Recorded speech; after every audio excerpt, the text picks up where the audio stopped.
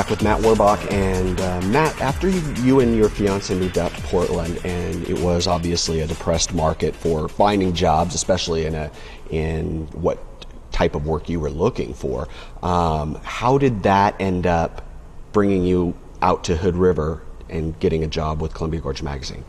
Well, I was sitting there day after day in my little studio apartment that we were renting and searching for jobs and using Craigslist, and came across the opening for an administrative assistant job with the magazine, which, you know, I knew at that point it was going to take getting my foot in the door and proving what I could do, and I was fine with that.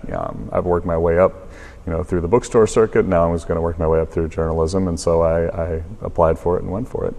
And you actually didn't even stay in that position very long. You proved yourself very quickly, and you ended up being promoted to editor. Yeah. So that's a pretty big jump. Mm-hmm. Yeah, I was able to really get my hands on the writing right away, because one of the first responsibilities I had was matching up photos for the stories. So I got to see the stories as they were coming in, and just a lot of little things that were kind of bothering me, given my background. So I was kind of analyzing things, thinking about what could be done to make things better. And it had been clear up front when I got the job that it was a possibility down the road that I could move into a position similar to that. And I was already writing and analyzing all of this stuff. So when the opportunity came up, it was a pretty natural transition for me, and I was able to do it, thankfully, very quickly. Yeah. So during that time as administrative assistant, were you already kind of thinking, that's my goal, I'm going to be editor?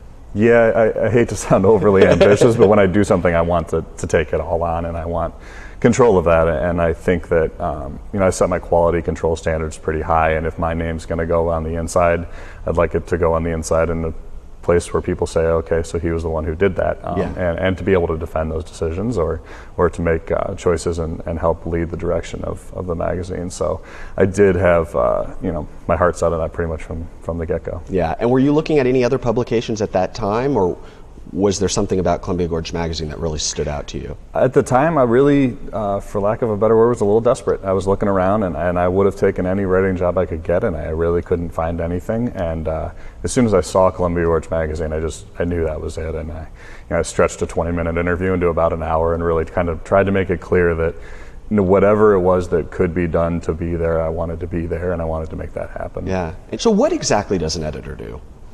It kind of depends on the publication. You pick up Columbia Gorge Magazine, look on the inside, you're going to see 6 or 7 names of people. That includes, distribution and sales and everything. So for me, it's a very all-encompassing role. If you look at another publication, they may have photo editors, copy editors, an editor-in-chief, a managing editor.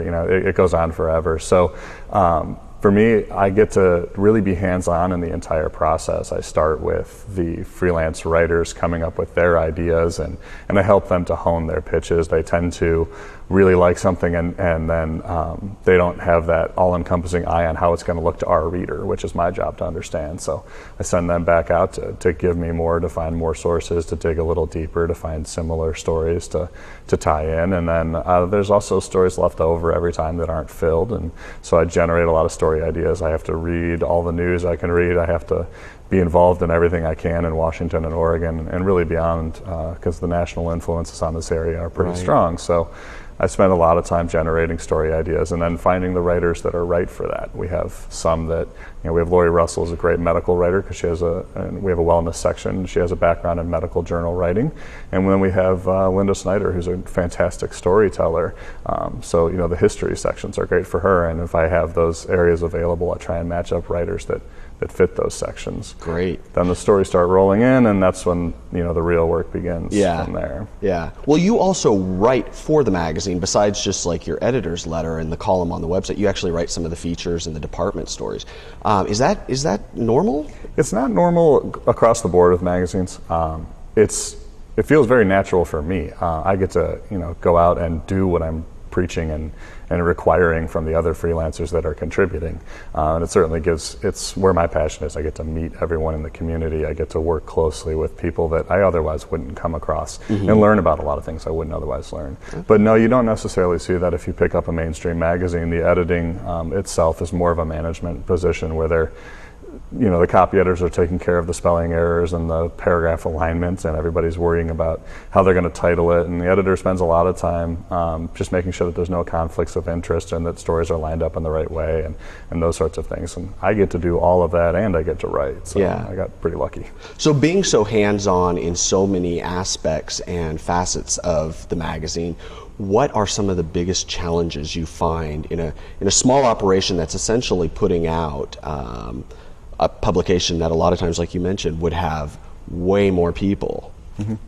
It's I enjoy taking everything on that I can, and I don't get overwhelmed with that. The only challenge is, and really it kind of leads to the greatest sense of satisfaction, is that you're working with people who are giving you their art, their craft, their study, and their work, and you're changing it, adapting it, molding it, and making it fit into a layout and design, and you have to include photos. So, that can be tough. You're working constantly with people who take a lot of pride in what they do, and you have to say sometimes, it's just not the way it's done, or it's just not going to fit this time. And another challenge really is photographs. We're a quarterly magazine, so when winter's rolling in, we're worrying about that in September and October, and as we know here, we have the long extended summers. It just doesn't look like winter yet. Right. Summer this year was a big challenge because it still is spring and we're here in the middle of the summer, but it was a real stretch. We had a lot of gray skies and the leaves weren't blooming on the trees. It's hard to make it look like summer. So you really either have to be a year ahead, or at the very least you're pulling stuff together last minute on the nice days that well represent what you're trying to do. Yeah. So you're always having to think in a whole different season than what you're actually working in, and always having to be quite ahead of the curve on that. What about as a society? I mean, globally, we're internet. Everything's internet, and it's all we go to things that are read to us, audiobooks and things. Why do you think magazines and reading in general is still relevant and important? Magazines really have continued to grow, which I think stumps some people, especially with the way the newspaper industry has somewhat collapsed. But we're a lifestyles magazine. We're not out there to scoop people. We're out there to entertain, and being able to carry that with you wherever you go. And in the future, there's no doubt it'll be on iPads and Kindles and other things, but still having that tactile interaction with something, folding that page back, having it there at your own recall, and being in control of the material yourself. As we all know with the internet, it comes and it goes, and you can't track down what you just read. Not to mention that you don't have that touching, hands-on experience. It's harder to share things like that. And the written word in general, it's wonderful that it's so versatile, but we are losing that interaction that we have with magazines, with books, and it's very, very important. The first things that they teach kids when they teach them to read are touch and feel books. It's feel the furry bear, touch this, counts by putting your finger on each thing, and your parents are going to swat your hand if you're touching the computer screen. It just really doesn't translate to what we grow up doing and what we know, and it worries me to some extent with how much is becoming I guess not so tactile, not so interactive and involved now. Yeah. Well, I definitely, obviously, I'm a little biased, but I really appreciate the work that you do, and you do an excellent job at it. And I know that as a company, we've been really excited to have you on board. So thanks for taking time out of your busy schedule and coming down and doing the interview. Thank you. So, all righty, Matt.